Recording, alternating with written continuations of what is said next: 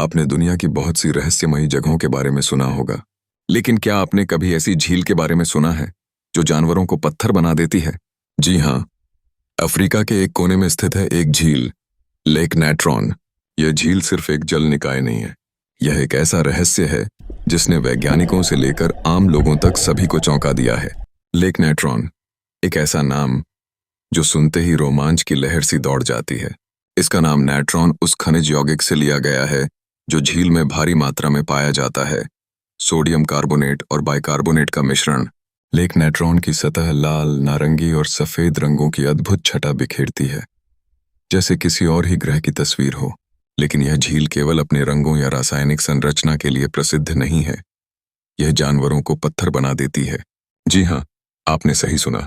जब कोई पक्षी या छोटा जानवर इस झील में गलती से चला जाता है तो वह उसमें फंसकर मर जाता है और फिर धीरे धीरे उसकी बॉडी पर मिनरल्स की परत जम जाती है।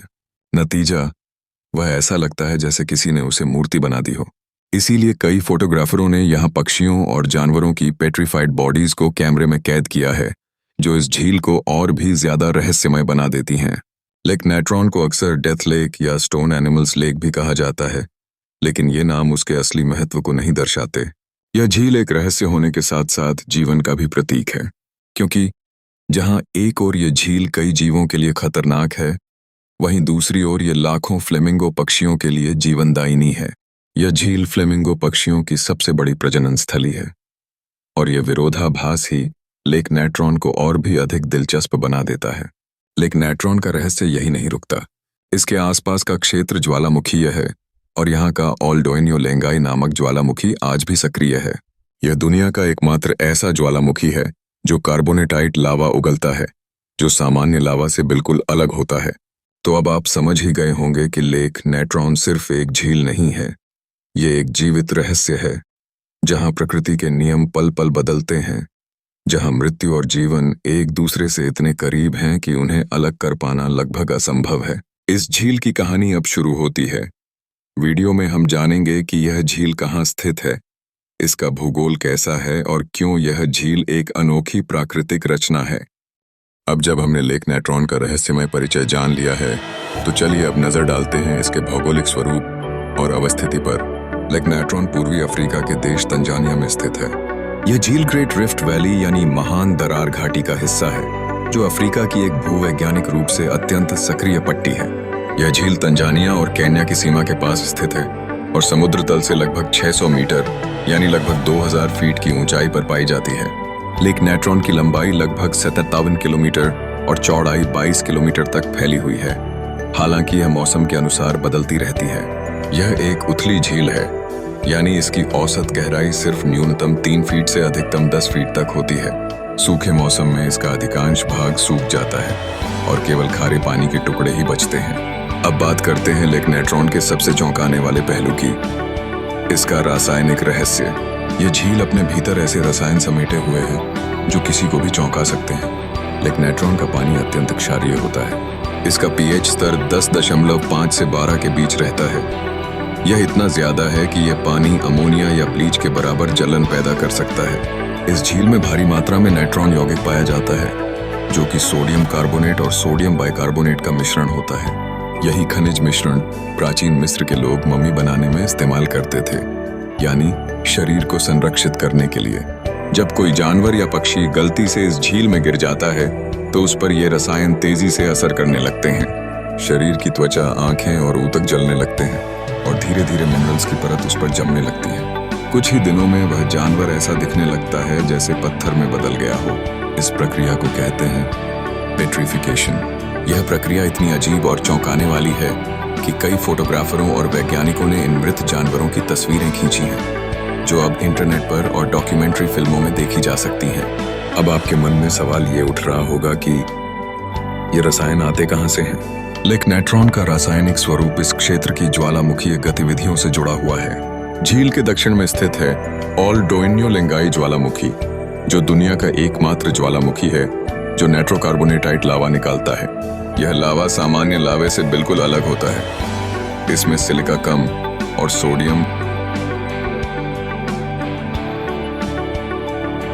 जब यह लावा बारिश के साथ बहता हुआ झील तक आता है तो ये पानी में घुल जाता है और उसे अत्यधिक क्षारीय बना देता है। वर्षों तक इस तरह के खनिजों का जमाव होता है जिससे यह झील एक जीव वैज्ञानिक जहर अथवा बायोलॉजिकल डेड जोन बन जाती है। तो अब आप सोच रहे होंगे कि क्या कोई जीव यहाँ रह सकता है? हाँ, कुछ अद्भुत जीव जैसे फ्लेमिंगो पक्षी और हेलोफिलिक बैक्टीरिया इस कठिन वातावरण में भी जीवित रह सकते हैं। लेक नेट्रॉन का पानी अक्सर लाल या गुलाबी दिखाई देता है और इसका कारण है ये बैक्टीरिया जो अत्यधिक लवणीय पानी में पनपते हैं और लाल रंग द्रव्य उत्पन्न करते हैं। आप आपके मन में कल्पना कीजिए एक ऐसी झील का दृश्य जहां पानी में जहर है, जहां तापमान 60 डिग्री सेल्सियस तक पहुंचता है और जहां गिरा हुआ कोई भी जीव पत्थर में बदल सकता है। लेकिन इसी भयावह झील के बीचों बीच हजारों की संख्या में नाचते, तैरते और गाते दिखते हैं फ्लेमिंगो पक्षी। क्या यह विरोधाभास नहीं लगता? एक ऐसी झील जो जीवन को नष्ट करती है, उसी झील में ये नाजुक दिखने वाले पक्षी क्यों रहते हैं? इसका जवाब है लेक नेट्रॉन का अत्यधिक क्षारीय, गर्म और विषैला पानी, जो अधिकतर जानवरों, शिकारी पक्षियों और इंसानों के लिए जानलेवा है। लेकिन फ्लेमिंगो इस वातावरण में ढल चुके हैं। उनके पैरों की त्वचा मोटी होती है जो झील के जल से क्षतिग्रस्त नहीं होती। झील का यह घातक स्वरूप वास्तव में फ्लेमिंगो को सुरक्षा देता है, क्योंकि उनके घोंसलों तक कोई भी शिकारी जानवर नहीं पहुंच सकता। हर साल हजारों की संख्या में ये पक्षी इस खतरनाक झील के उथले हिस्सों में अंडे देते हैं, बच्चे पालते हैं और उड़ान भरते हैं। लेक नेट्रॉन केवल तंजानिया का एक रहस्यमयी झील ही नहीं है, बल्कि यह अब दुनिया भर के पर्यावरणविदों, वैज्ञानिकों और डॉक्यूमेंट्री मेकर्स के लिए एक आकर्षण बन चुका है। इस झील पर कई इंटरनेशनल डॉक्यूमेंट्रीज बन चुकी हैं, जैसे कि BBC की प्लैनेट अर्थ नेशनल जियोग्राफिक के शो और मशहूर फोटोग्राफर निक ब्रांड की तस्वीरें, जिनमें मृत पक्षी झील के किनारे पर मूर्तियों जैसे दिखते हैं, ने पूरी दुनिया को चौंका दिया। इन तस्वीरों और वीडियो ने लेक नेट्रॉन को एक डेडली ब्यूटी के रूप में वैश्विक स्तर पर पहचान दिलाई। लेक नेट्रॉन धीरे धीरे एक इको टूरिज्म डेस्टिनेशन बन रहा है। पर्यटक यहाँ आते हैं सूर्यास्त का लाल प्रतिबिंब देखने, पक्षियों के अद्भुत झुंडों को देखने और इस रहस्यमय झील की ऊंचाई से ली गई हवाई तस्वीरों को कैमरे में कैद करने। कुछ एडवेंचर टूरिस्ट यहाँ झील के आसपास के क्षेत्र में ट्रैकिंग, ऑल डोइन्यो लेंगाई ज्वालामुखी पर चढ़ाई और मसाई जनजातियों से मिलने तक का अनुभव लेते हैं। लेकिन यह पर्यटन संवेदनशील और नियंत्रित रूप में ही हो सकता है, क्योंकि यहाँ का पारिस्थितिक तंत्र बहुत ही नाजुक है।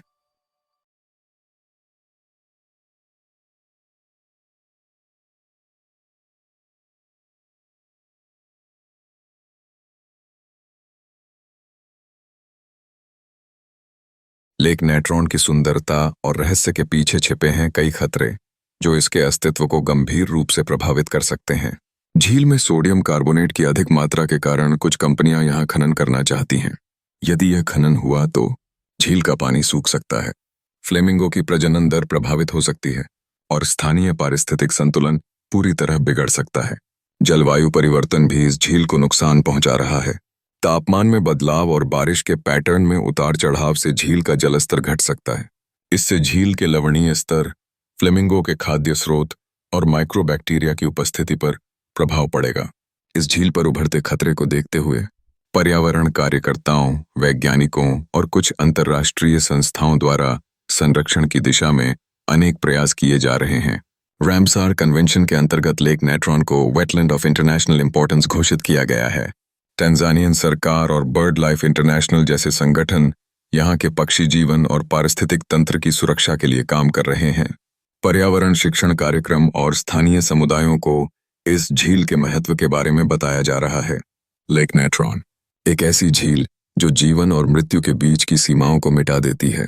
जहां एक ओर इसका पानी जहर बन चुका है, वहीं दूसरी ओर यह हजारों मासूम पक्षियों का घर भी है। यह हमें सिखाती है कि प्रकृति के पास अपने नियम हैं जो दिखते नहीं लेकिन चलते जरूर हैं।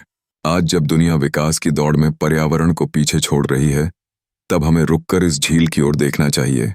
यह झील हमसे कुछ मांग नहीं रही, सिर्फ समझ और संरक्षण। अगर हम चाहते हैं कि आने वाली पीढ़ियां भी इस चमत्कार को देखें, तो हमें आज ही कदम उठाने होंगे। अपने आसपास के जलस्रोतों, पक्षियों और प्रकृति के प्रति संवेदनशील बनना होगा। लेक नेट्रॉन सिर्फ तंजानिया की संपत्ति नहीं, यह मानवता की धरोहर है। आइए इसे मिलकर संभालें, बचाएं और आने वाले समय के लिए सहेजें। अगर आपको यह वीडियो पसंद आया हो तो इसे लाइक करें, शेयर करें और हमारे चैनल को सब्सक्राइब जरूर करें, ताकि हम आपके लिए इसी तरह के और अद्भुत विषय लाते रहें। और हाँ, आप हमें कमेंट में बताएं आपको लेक नेट्रॉन का कौन सा पहलू सबसे ज्यादा रहस्यमयी और प्रेरणादायक लगा।